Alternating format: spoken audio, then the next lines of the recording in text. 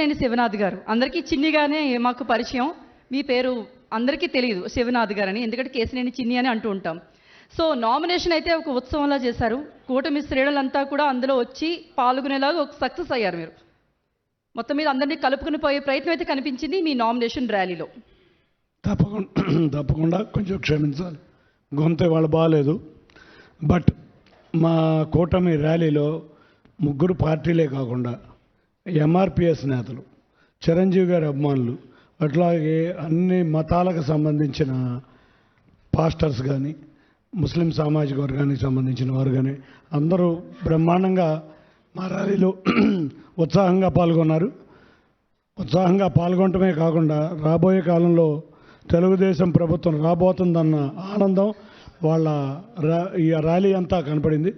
అందుకు అందరికీ ధన్యవాదాలు తెలుపుకుంటున్నాం. ముందుగా విజయవాడలో ఎంపీగా ఎవరైతే పోటీ చేస్తున్నారో, మీరు టీడీపీ నుండి, మీరు మీ అన్నగారు వైఎస్ఆర్సీపీ నుంచి, సో మొత్తం దృష్టి అంతా కూడా విజయవాడ ఎంపీగా పోటీ చేసి ఈ అభ్యర్థుల మీద పడిందంటే అది ఫ్యాక్ట్. మీరు చూస్తున్నారు. సమరానికి అన్నతో సమరానికి సై అన్నారు, గెలిచి చంద్రబాబు నాయుడుకి గిఫ్ట్గా ఇస్తా అంటున్నారు. అంటే ఇది పార్టీల మధ్య పోరు మాత్రమే కాదు, కుటుంబాల మధ్య పోరుగా మారిపోయింది. సో ఎలా అనిపిస్తుంది ఇది మొత్తం? ఇది కుటుంబం పోరు కాదు, చంద్రబాబు నాయుడు గారికి అవినీతి గవర్నమెంట్కి మధ్య పోటీ. తప్పకుండా ఇక్కడ ఎవరు తెలుగుదేశం అభ్యర్థి అయినా కూడా ఘన విజయం సాధించబోతున్నారు ఇక్కడ. ఎందుకంటే కూటమి శ్రేణులన్నీ కలిపికట్టుగా పనిచేస్తున్నాయి. అంతేకాకుండా ఇవాళ విజయవాడ పార్లమెంటు ప్రజలే కాకుండా ఆంధ్రప్రదేశ్ రాష్ట్రం మొత్తం ఈ ప్రభుత్వం మీద విసిగిపోయి ఉన్నారు. తప్పకుండా ఎప్పుడు చంద్రబాబు నాయుడు గారిని ముఖ్యమంత్రిగా చూద్దామని ఆతృతతో ఎదురు చూస్తున్నారు. కాబట్టి Vijayawada parliament war one side. తప్పకుండా 7 నియోజకవర్గాల్లో, అసెంబ్లీ నియోజకవర్గాల్లో తెలుగుదేశం కూటమి అభ్యర్థులు ఘన విజయం సాధించబోతున్నారు. చిన్ని గారు, మీరు రాజకీయాలకు కొత్త ఏం కాదు, సీనియర్ లీడర్. అంటే మొదటి నుంచి కూడా నాని గారితో కానీ చంద్రబాబు నాయుడు గారితో కానీ అనుబంధం మీకు మొదటి నుండి ఉంది. కానీ ప్రత్యక్ష రాజకీయాల్లో మాత్రం ఇదే ఫస్ట్ టైం మీరు పోటీ చేస్తుండడం కూడా. సో మిమ్మల్ని ఏం చూసి గెలిపించాలి చిన్ని గారిని అని విజయవాడ ప్రజలు కనుక అంటే ఏం చెప్తారు? గత 3 సంవత్సరాల నుంచి విజయవాడ ప్రజలందరూ నన్ను గమనిస్తున్నారు. అందరికీ చూసుకోవాల్సింది ఏంటంటే, ముఖ్యంగా మా నాయకుడు చంద్రబాబు నాయుడు గారు దాదాపు 11 సర్వేలు చేశారు. చేసినాక విజయవాడ ప్రజలు ముఖ్యంగా ప్రతి 11 సర్వేల్లోనూ నేనే అత్యున్నత అభ్యర్థిని వాళ్ళు తేల్చారు. కాబట్టి నాకు ఇవాళ విజయవాడ పార్లమెంటు 24 నియోజకవర్గాలు ఒక ఎత్తు, 25వ నియోజకవర్గమైన విజయవాడ పార్లమెంటు ఇవాళ చాలా ప్రతిష్టాత్మకమైన పార్లమెంటు, రాజధానిలో ఉండే ప్రాంతంలోని పార్లమెంటు. కాబట్టి చంద్రబాబు నాయుడు గారు చాలా జాగ్రత్త వహించారు ఈ పార్లమెంట్లో అభ్యర్థిని సెలెక్ట్ చేసే విషయంలో. అంతేకాకుండా ఇవాళ ఒక్కటే చెప్తున్నా, ప్రజలందరూ గమనించాల్సింది మన పిల్లల భవిష్యత్తు ఎవరు బాగుంటే వాళ్ళు ఇక్కడ ముఖ్యమంత్రిగా ఉండాలని కోరుకుంటున్నాం. కాబట్టి ఇవాళ విజయవాడ పార్లమెంటు మొత్తం అభివృద్ధి కోరుకుంటుంది. అంతేకాకుండా సంక్షేమంతో పాటు అభివృద్ధి కోరుకుంటుంది. కాబట్టి ఈ రెండు కూడా తెలుగుదేశం ప్రభుత్వం నారా చంద్రబాబు నాయుడు గారి వల్ల ఇవ్వగలుగుతారు. ఇంకొకటి చెప్పేది ఏంటంటే, ఇవాళ అహంకారానికి, అంతేకాకుండా సౌమ్యంగా ఉండే వ్యక్తికి, మీరు చూస్తే ఎదుటి వ్యక్తి యొక్క అహంకారం, నాలోని ఒక నిజాయితీగా సౌమ్యంగా ఉండే ఒక వ్యక్తికి. చిన్ని గారు సౌమ్యంగా ఉంటారు, కేశినేని నాని గారు అహంకారంతో ఉంటారంటున్నారా? విజయవాడ ప్రజలకి, ఇక్కడున్న విలేకరులకు కూడా చాలామందికి తెలుసు ఆయన అహంకారం ఏంటో. ఇక్కడున్న పెద్ద విజయవాడలో ఉన్న విలేకరులే కాదు, విజయవాడ పార్లమెంటు నియోజకవర్గంలో ఉన్న చిన్న కాంట్రిబ్యూటర్లకు కూడా ఈ విషయం స్పష్టంగా తెలుసు. కాబట్టి విజయవాడ ప్రజలకి అందరికీ తెలుసు ఆయన ఎంత అహంకారం ఉంటారు. ఓకే, ఈరోజు కేశినేని నాన్నగారితో కూడా మేము మాట్లాడాం, మీ అన్నయ్య కూడా వచ్చారు. అయితే ఆయన చెప్పారు, నేను ఎప్పుడూ ముందుగా హామీలు ఇవ్వలేదు, కానీ నేను అభివృద్ధి చేసి చూపించాను. గన్నవరం ఎయిర్పోర్ట్ కానీ, ఫ్లైఓవర్ కానీ, ఇవన్నీ కూడా నేను ఎంపీగా ఉన్న సమయంలోనే ఈ అభివృద్ధి అంతా జరిగిందంటూ చెప్పుకొచ్చారు. హామీలు ఇవ్వడం నాకు చేత కాదు, చేసి చూపించడమే ఆయనకు తెలుసు అని. ఏం చూపించారండి నాకు తెలియదా?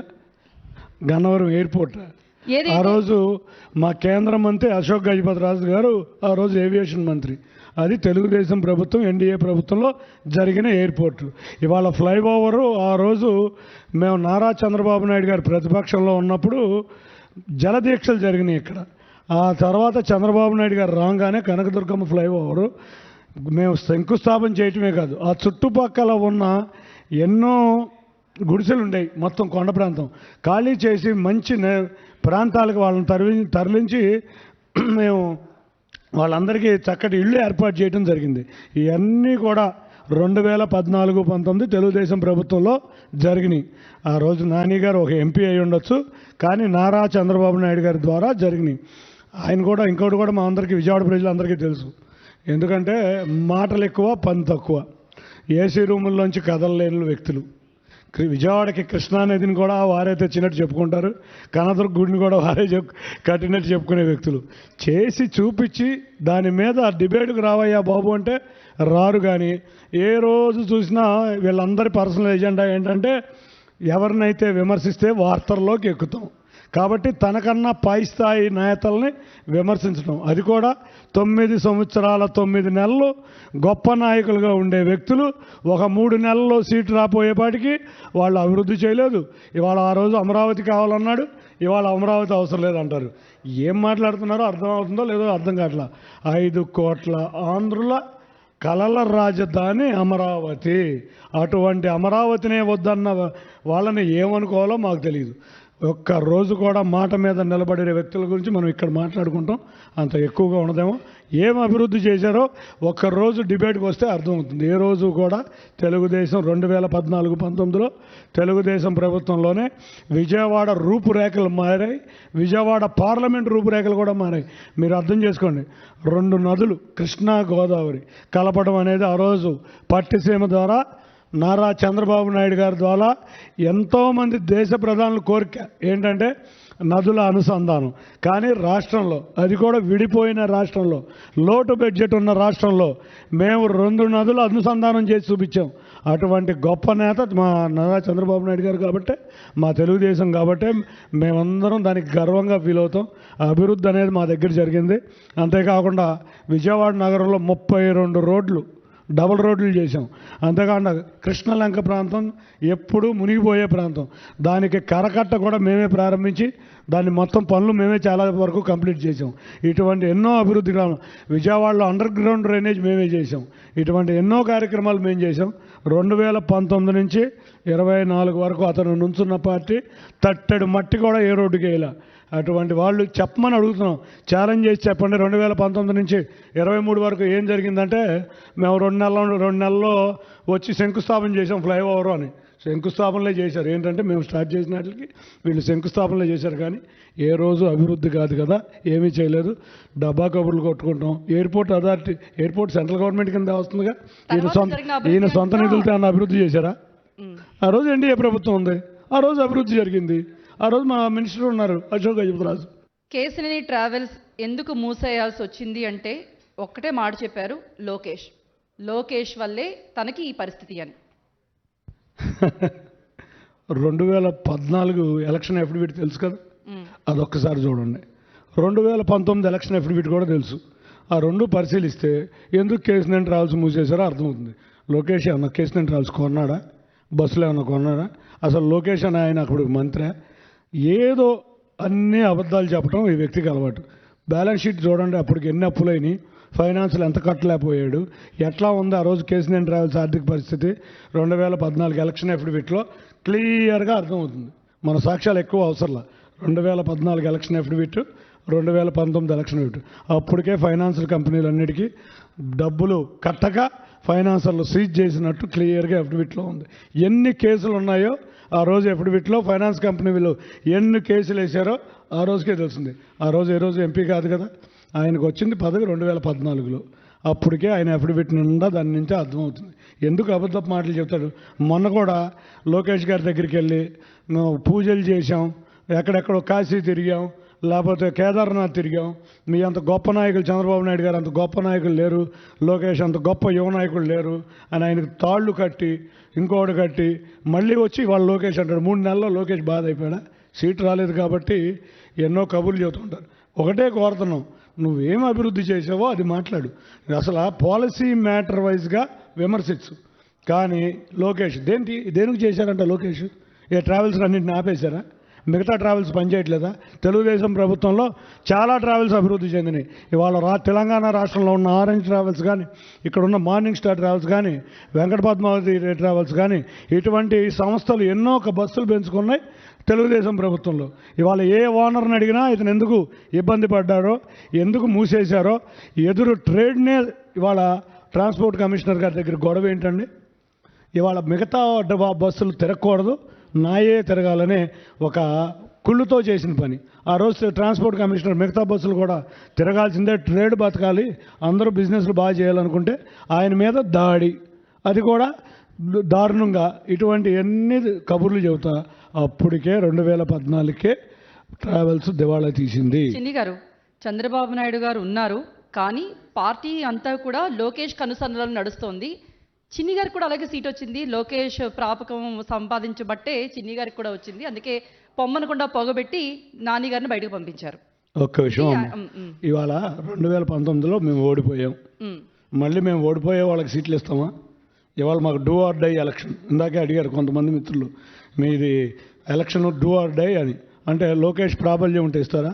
114,000 శాంపిల్స్ తీశారు మా అధినేత.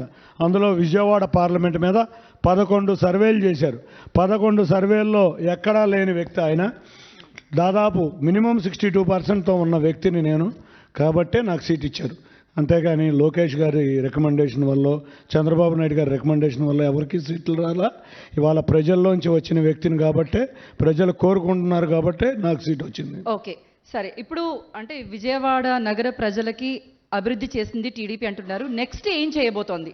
టీడీపీ యాక్షన్ ప్లాన్ ఎలా ఉంది అండి?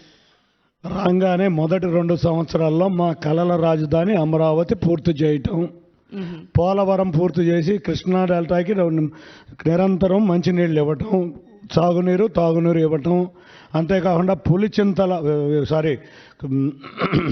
చింతలపూడి ఎత్తిపోదల పథకం మా ప్రభుత్వంలో 80% పూర్తయింది. మిగతా 20% ఈ ప్రభుత్వంలో పూర్తవలా. ఈ 20% కూడా పూర్తి చేసి ఇవాళ నూజివీడు కానీ, మైలవరం కానీ, తిరువూరు కానీ ఇలాంటి ప్రాంతాలకి సాగునీరు మంచినీరు ఇవ్వటం. అంతేకాకుండా విజయవాడ అభివృద్ధి, ముఖ్యంగా మన పిల్లల భవిష్యత్తు. మా ప్రభుత్వం కాలం సమయంలో మీరు చూస్తే గన్నవరంలో హెచ్సిఎల్ వచ్చింది. 5,000 మంది పిల్లలు ఉద్యోగం చేస్తున్నారు. సాఫ్ట్వేర్ ఉద్యోగస్తులకి ఇదివరకు ఒక్క సంస్థ కూడా ఇక్కడ ఉండేది కాదు. మా టైంలో కియా మోటార్స్ వచ్చింది. 10,000 మంది కాకుండా దాదాపు యాన్సిలరీ యూనిట్స్లో 1,00,000 మంది ఉద్యోగాలు చేస్తున్నారు. మా ప్రభుత్వం రేపు రాగానే 20 లక్షల ఉద్యోగాలు కల్పనే మా నాయకుడు చంద్రబాబు నాయుడు గారి ముఖ్య ఉద్దేశం. పిల్లల్లో ఆత్మవిశ్వాసం నింపాలి, తప్పకుండా వాళ్ళు బాగా చదువుకోవాలి, వాళ్ళ కాళ్ళ మీద వాళ్ళు నిలబడాలి. అమరావతిని మంచి టూరిజం క్యాపిటల్గా విజయవాడతో కలిపి డెవలప్ చేయాలి. వైజాగ్ని సాఫ్ట్వేర్ ఇండస్ట్రీ రావాలి, ఆటోమొబైల్ ఇండస్ట్రీ అనంతపూర్లో కానీ, తిరుపతిలో కానీ, కర్నూలులో కానీ రావాలి. ఇట్లా diversification of development throughout Andhra Pradesh రావాలి. మనమేమి హైదరాబాద్లో లేక ఇక్కడ 1,10 లక్షల మంది జనాభా లేరు, విజయవాడలో 25 లక్షల మంది జనాభా. అట్లా జనాభాగా కూడా డైవర్సిఫై ఉంది. కాబట్టి అన్ని ప్రాంతాల అభివృద్ధి ఉండాలి. మన కళల అమరావతి రావాలి. ఏపీ అంటేనే అమరావతి పోలవరం కాబట్టి అమరావతి పోలవరం కేంద్ర సహాయంతో 2 సంవత్సరాల్లో కంప్లీట్ చేయటమే మా ముందున్న ముఖ్య ఉద్దేశం. ఓకే, కూటమి అభ్యర్థుల సమన్వయం ఉందా చిన్ని గారు? తప్పకుండా ఉంది. మీరు చూస్తే మా 7 నియోజకవర్గాల్లో, ముఖ్యంగా విజయవాడ పశ్చిమ నియోజకవర్గంలో మాకు 4 ఎమ్మెల్యే అభ్యర్థులు ఉన్నారు. కానీ వాళ్ళెవ్వరికీ సీట్లు ఇవ్వలేకపోయాం. ఓ భారతీయ జనతా పార్టీ అభ్యర్థికి ఇచ్చాం. 4 కలిసికట్టుగా ఉండి భారతీయ జనతా పార్టీ కోసం పనిచేస్తున్నాం. అట్లాగే మిగతా 6 నియోజకవర్గాల్లో తెలుగుదేశం పార్టీ అభ్యర్థులకి జనసేన, భారతీయ జనతా పార్టీ అద్భుతంగా పనిచేస్తున్నాయి. ఇవాళ విజయవాడ పార్లమెంట్లో 7 నియోజకవర్గాల్లోనూ బ్రహ్మాండమైన కోఆర్డినేషన్ ఉంది. ఇట్లాగే అన్ని నియోజకవర్గాల్లోనూ ఉండాలని మేము కోరుకుంటున్నాం. తప్పగా ఉంటుందని మేము ఆశిస్తున్నాం. ఓకే, చిన్ని గారు ఎంపీగా గెలిస్తే నిరుద్యోగులకు అంటే ఎంప్లాయ్మెంట్ ఎలా ఉండబోతోంది మీ మైండ్లో? అంటే టీడీపీ యాక్షన్ ప్లాన్ చెప్పారు, ఒక ఎంపీ అభ్యర్థిగా మీ మైండ్లో ఉన్న యాక్షన్ ప్లాన్ ఏంటి? విజయవాడ నగర ప్రజలకి, యువతకు కానీ, మహిళలకు కానీ, లేకపోతే మొత్తం అభివృద్ధి కోసం ఏం చేస్తారు? విజయవాడ నగర అభివృద్ధి చంద్రబాబు నాయుడు గారి ఎజెండా. తప్పకుండా దాంట్లో నా పార్టిసిపేషన్ ఉంటుంది. కానీ నేను ముందుగా కోరుకునేది సామాన్య మానవుడి జీవన ప్రమాణాలు పెరగాలి. ఎందుకంటే విజయవాడలో ముఖ్యంగా ఆటోమొబైల్ ఇండస్ట్రీ ఉంది, కన్స్ట్రక్షన్ ఇండస్ట్రీ ఉంది. అంతేకాకుండా మెయిన్ ట్రేడ్ సెంటర్ ఇక్కడ. ఈ ట్రేడ్ సెంటర్ తప్పితే ఎక్కడా కూడా ఇండస్ట్రియల్ గ్రోత్ లేదు. కాబట్టి ఇక్కడ ఎవరైనా ఈ 3 వాటిల మీద డిపెండ్ అయ్యి ఇక్కడ లైఫ్ ఉంటుంది. అందులో రోజువారీ కార్మికులు ఎక్కువ. ఎవరు కూడా వారి గురించి పెద్ద దృష్టి పెట్టింది లేదు. సపోజ్ ఆటోమొబైల్ ఇండస్ట్రీ ఉంది ఆటోనగర్లో, అది దాదాపు 1965 నుంచి ఉంది. దాదాపు 1,00,000 మంది 2019 వరకు పనిచేసేవాళ్ళు. 4 ఆధారపడితే 4 లక్షల మంది ఇక్కడ దాని మీద ఆధారపడి ఉన్న వాళ్ళు ఉండేవాళ్ళు.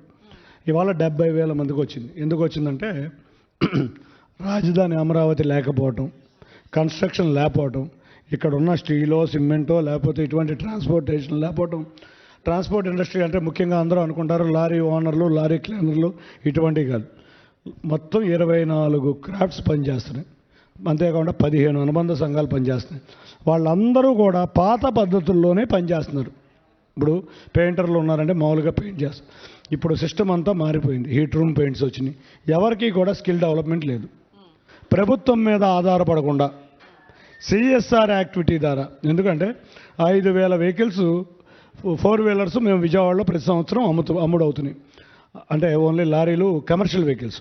వాటి కంపెనీలు ఎవరైతే అమ్ముతున్నారో వాళ్ళు సిఎస్ఆర్ యాక్టివిటీ ద్వారా ఇక్కడున్న మెకానిక్స్కి కానీ, ఇక్కడున్న పెయింటర్స్కి కానీ హీట్ రూమ్స్ అరేంజ్ చేయడం కానీ మెరుగైన ఫెసిలిటీస్ ఏర్పాటు చేసి వాళ్ళకి స్కిల్ డెవలప్మెంట్ వస్తేనే ఈ పరిశ్రమ మూతపడకపోయే పరిస్థితి వచ్చేసింది.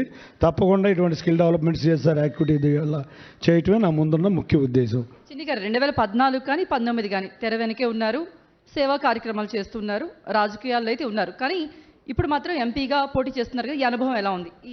ఈ తేడా ప్రజల్ని చూస్తున్నానమ్మా. ముఖ్యంగా ప్రజలు మన బాడీ లాంగ్వేజ్ చూస్తున్నారు. మనం ఎట్లా ఉంటున్నాం, అసలు మన పద్ధతులు ఎట్లా ఉంటున్నాయి, కొత్త అతను వచ్చాడు ఎట్లా ఉన్నాయని. పక్క రాష్ట్రాల్లో కూడా చూస్తే మనం బాడీ లాంగ్వేజ్ ద్వారా ప్రభుత్వాలు కూలిపోయిన పరిస్థితి వచ్చింది. అదేవిధంగా ఎంపీ 2 అభ్యర్థుల విషయంలో బాడీ లాంగ్వేజ్ ముఖ్యంగా చూస్తున్నారు. ఆ బాడీ లాంగ్వేజ్లో నేను ప్రజల చెంతన, ప్రజల తోడుగా, సామాన్య ప్రజలతో కలిసి వెళ్ళిగా ప్రజలకు ఎప్పుడు అందుబాటులో ఉంటారా చిన్ని? నిరంతరం గత 3 సంవత్సరాల నుంచి ప్రజలు అదే చూస్తున్నారు. కాబట్టి నన్ను కోరుకుంటున్నారు. కాబట్టి నా బాడీ లాంగ్వేజ్, నేను ఉండే విధానం, నేను తిరిగే విధానం, సామాన్య ప్రజలు, నేను అనేది కారులో తిరిగే ప్రజలు కాదు, సామాన్య ప్రజలు నన్ను వాటేసుకుంటారు, నన్ను షేక్ హ్యాండ్ ఇస్తారు, నన్ను ఎగబడతారు. అదే నేను కోరుకునేది. తప్పకుండా అదే విధంగా అలా చేస్తా. ఇవాళ నేను నాలో ఉన్న ఎంత ఎదిగినా అంత ఒదిగి ఉండాలనే తత్వాన్ని నేను గుర్తించుకుంటా ప్రజల చెంతన ఉంటున్నాను. నాకు చాలా ఆనందంగా ఉంది ఈ విధంగా రావడంగా కూడా. ప్రజలు కూడా నన్ను ఆత్మీయంగా చూస్తున్నారు. కాబట్టి విజయవాడ పార్లమెంట్ ప్రజలందరూ నా కుటుంబ సభ్యులాగా నేను ఫీల్ అవుతున్నాను. కాబట్టి నాకు వాళ్ళు చాలా ఈ ప్రజలతో ఉండటం చాలా ఆనందంగా అనిపిస్తుంది. చిన్ని గారు, గుడివాడ, గన్నవరం టీడీపీ టార్గెట్, అక్కడ ఎలాగైనా గెలుపొందాలి. మరి మీ సహకారం ఎలా ఉండబోతుందండి గుడివాడలో? మెయిన్ మీ ఫ్రెండే కాబట్టి. గన్నవరం తెలుగుదేశం నియోజకవర్గం. పోయినసారి 2019లో కూడా తెలుగుదేశం అభ్యర్థిగా గెలిచారు. అది ఎట్లాగో తెలుగుదేశం గెలుస్తుంది భారీ మెజార్టీతో. మొన్న గుడివాడలో తెలుగుదేశం అభ్యర్థి యొక్క ర్యాలీ, నిన్న వైసీపీ అభ్యర్థి ర్యాలీ బట్టి చూస్తే మనకు అర్థమవుతుంది ఎవరు గెలవబోతున్నారు. భారీ మెజారిటీతో అక్కడ తెలుగుదేశం అభ్యర్థి గెలవబోతున్నారు. కానీ వైఎస్ఆర్సీపీ అభ్యర్థులు కూడా చాలా గట్టిగానే చెప్తున్నారు, జగన్ సంక్షేమం, అభివృద్ధి ఏదైతే చూసారో జనం జగన్ పాలనకే ఓటేస్తారని. అంత నమ్మకంతో ఉన్నారు వాళ్ళు. మీకు నమ్మకంగా ఉన్నారనిపిస్తుందా? వాళ్ళు భయంతో ఉన్నారని నేను అనుకుంటున్నా. ఎందుకంటే మీరు చూస్తే ఎంతోమంది ఎమ్మెల్యేలు, కొంచెం మంచి వ్యక్తులు, ఎమ్మెల్యేలు, ఎంపీలు ఖాళీ చేశారు పార్టీని. ఈ పార్టీ మునిగిపోయినామని ఖాళీ చేశారు. అంతేకాకుండా ఎక్కడికక్కడ ప్రజల్లోకి వెళ్ళలేకపోతున్నారు. మీరు అబ్జర్వ్ చేయండి. మేము ఆనందంగా ప్రజలు మమ్మల్ని రిసీవ్ చేసుకుంటున్నారు. ప్రజల్లోకి వెళితే దాడులు లేకపోతే ఆపుతం జరుగుతుంది.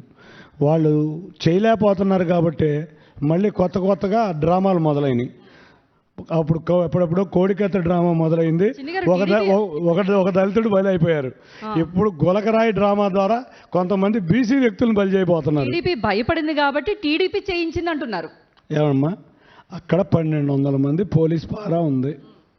టీడీపీ చేపించా అంటే ఆధారాలు ఉండాలి.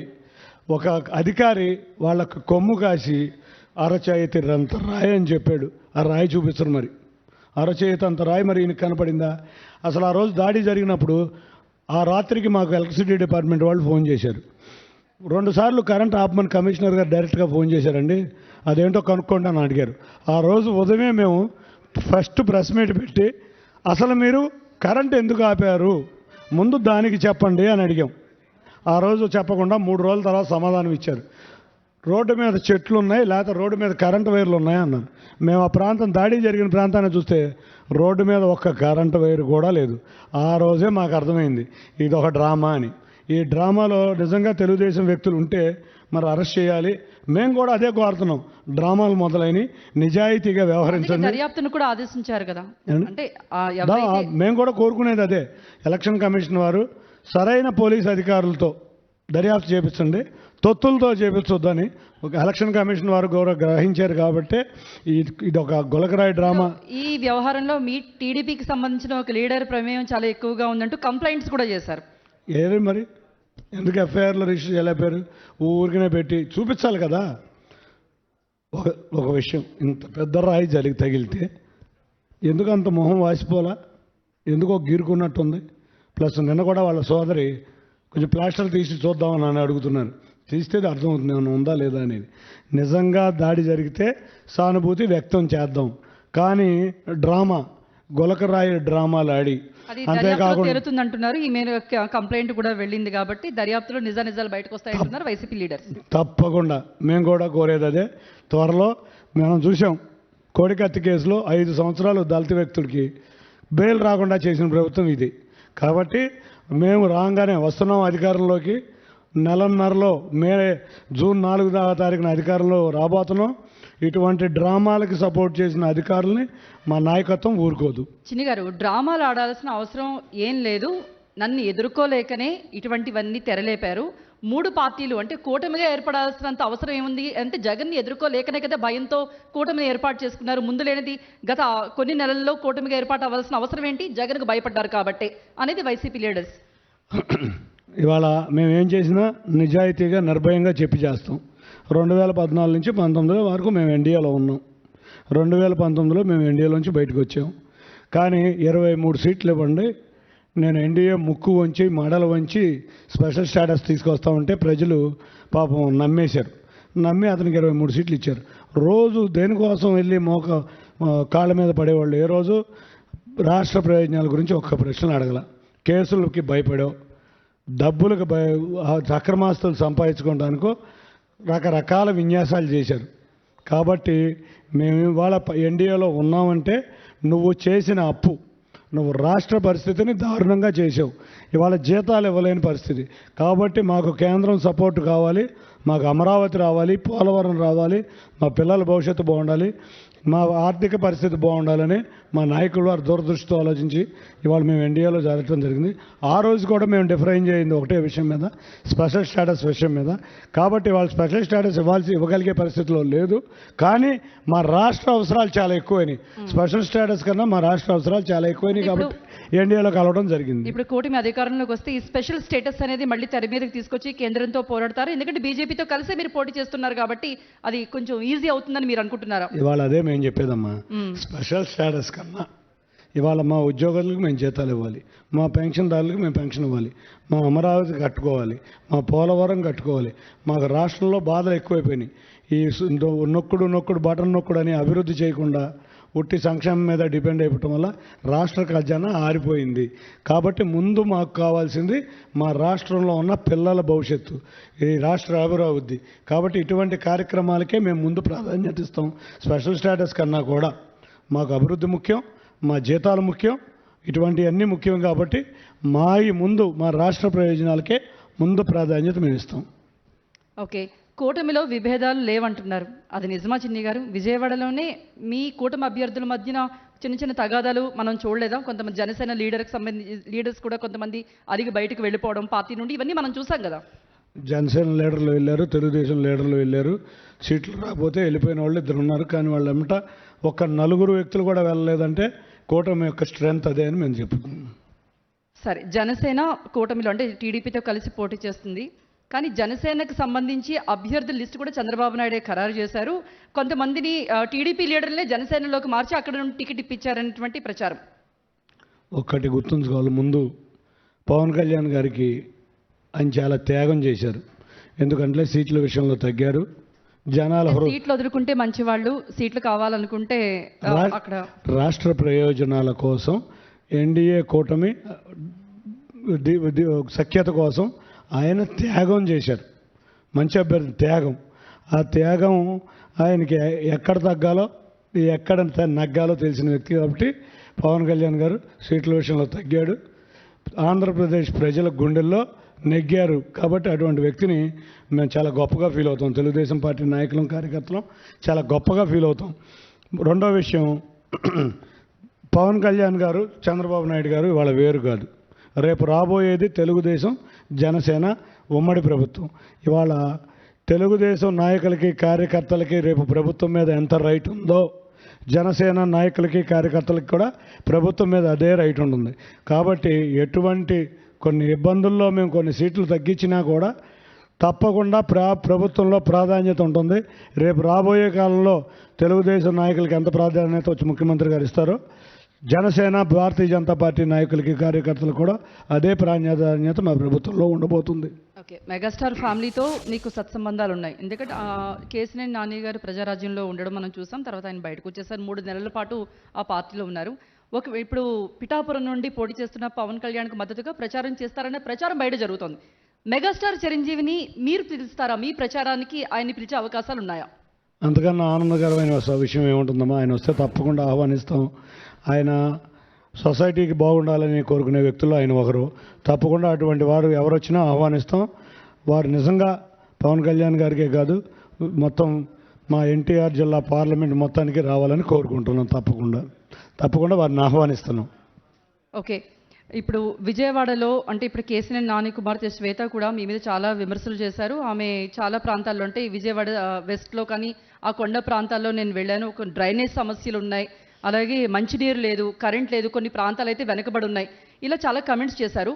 సో దీనికి మీ సమాధానం అంటే రాజకీయాలకు ఏమాత్రం అనుభవం లేని వాళ్ళు ఏం చేస్తారు అనేది కూడా ఆమె చేశారు. ఆ క్వశ్చన్ కూడా రాజకీయాలకు అదే ప్రత్యక్ష రాజకీయాల్లో అనుభవం లేని వాళ్ళు ప్రజలతో ఎలా వాళ్ళకి సమస్యలు ఎలా తీరుస్తారు? గత 2 దఫాలుగా ఎవరైతే ప్రజలతో ఉన్నారో వాళ్ళు మాత్రమే ప్రజల సమస్యను అర్థం చేసుకుంటారనేది ఆమె వెర్షన్. 2 దఫాలుగా ఉన్నవాళ్ళు ఏ రోజు ప్రజల్లో లేరు. ఏసీ రూముల్లో కూర్చుని గోల్ఫ్ ఆడుకునేవాళ్ళు. ఇవాళ అక్కడ నుంచున్న వ్యక్తి కేంద్ర మంత్రి కింద పనిచేసిన వ్యక్తి. ఆయనకు అపార అనుభవం ఉంది. విజయవాడ పశ్చిమ నియోజకవర్గం మీదే కాదు ఆంధ్రప్రదేశ్ మొత్తం మీద కూడా అపార అనుభవం ఉంది.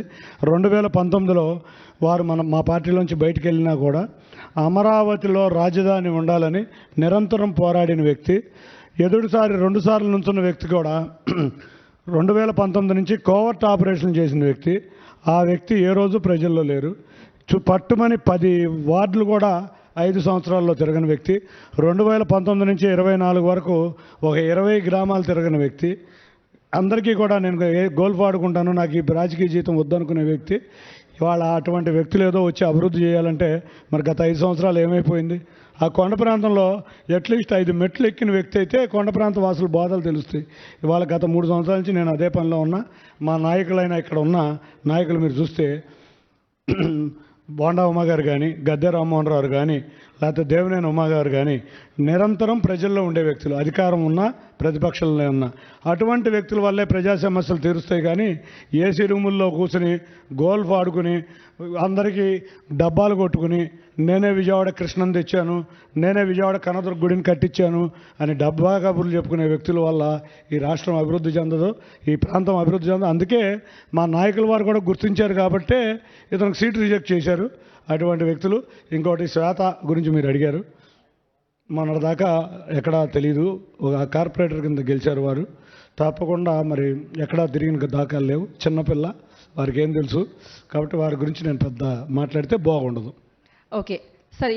మీ అన్నయ్య అయితే హామీలు ఇవ్వను, అభివృద్ధి అంటున్నారు. చిన్ని గారు మీరు హామీలు ఇవ్వండి. అంటే మీ పార్టీ వస్తే కూటమి అధికారంలోకి వస్తే టీడీపీ రాష్ట్రానికి ఏం చేస్తుందని హామీ, అలాగే విజయవాడ ఎంపీగా మీరు గెలిస్తే ఏం చేస్తారనేది విజయవాడ నగర ప్రజలు చూస్తూనే ఉన్నారు. మీరు ఇచ్చే హామీలు ఏంటండి? తర్వాత మళ్ళీ వీటి గురించి మనం మాట్లాడుకుంటాం. ఆ తర్వాత నేను ఇందాక స్పష్టంగా చెప్పానమ్మా విజయవాడ నగర ప్రజలకు ఏం చేస్తున్నాను అనేది. మేము 2014-19లో మేము చెప్పింది తక్కువ, చేసింది ఎక్కువ. మీరు చూస్తే 34 రోడ్లు డెవలప్ చేసాం. మేము చెప్పలే ఆ రోజు మాకు ఎక్కడ కూడా ఇన్ని డబుల్ రోడ్లు చేస్తామని. 34 డబుల్ రోడ్లు చేసాం. మీరు చూస్తే అసలు మేము ఎక్కడైనా కూడా మేము అండర్ గ్రౌండ్ డ్రైనేజ్ మేమే చేసాం. మేము ఆ రోజు సంక్షేమం మేము అభివృద్ధే కాదు, ఆ రోజు సంక్షేమం మీరు గుర్తుందో ఉండలేదో 200 రూపాయలు ఉండే పెన్షన్ 2000 రూపాయలు చేసాం. ఆ రోజు అన్ని మతాలకి క్రిస్మస్ వచ్చిందన్నా, రంజాన్ వచ్చిందన్నా, సంక్రాంతి వచ్చిందన్నా మేము పండగ కానుకలు ఇచ్చేవాళ్ళం. అంతేకాకుండా మేము ఎవరన్నా వ్యక్తికి కుటుంబంలో చనిపోతే చంద్రన్న బీమా కింద 2 లక్షల రూపాయలు మేము చనిపోయిన రోజే ముందు ఇంటికి 10,000 రూపాయలు పంపించేవాళ్ళం మట్టి ఖర్చుల కింద. తర్వాత 2 లక్షల రూపాయలు బీమా ఇచ్చేవాళ్ళం. ఇటువంటి ఎన్నో పథకాలు మేము చేసాం. ఇవాళ ఆ పథకాలన్నీ పేర్లు మార్చి మేమేదో చేస్తున్నామని చూపించి ఇవాళ ఆ సంక్షేమం ముసుగులో బటన్ నొక్కుతున్నానని చెప్పి దానికి మళ్ళీ ఆంక్షలు. ఇవాళ 200 యూనిట్లు కరెంట్ వస్తే సంక్షేమ పథకాలు కట్. మీరు చూస్తే చెత్త మీద కూడా పన్నేసిన ప్రభుత్వం ఏదన్నా ఉందంటే ఈ చెత్త ప్రభుత్వం. కాబట్టి ఇటువంటి ఎన్నో అన్యాయాలు ప్రజలు ఎదుర్కొంటున్నారు. మేము అధికారంలోకి వస్తే చెప్పేది తక్కువ, చేసేది ఎక్కువ. ఇవాళ వాళ్ళు ఇచ్చే సంక్షేమ పథకాల మీద చాలా అధికంగా మేము సంక్షేమ పథకాలు మా మేనిఫెస్టోలో ఇచ్చారు చంద్రబాబు గారు, అవన్నీ అమలు చేస్తాం. ముఖ్యంగా బీసీ మేము పెన్షన్ 4,000 రూపాయలు ఏప్రిల్ నుంచి, అంటే మొన్న ఏప్రిల్ నుంచి లెక్క. మేము జూలైలో అధికారంలోకి వస్తున్నాం. ఏప్రిల్, మే, జూన్, జూలైలో 7,000 ఇస్తాం.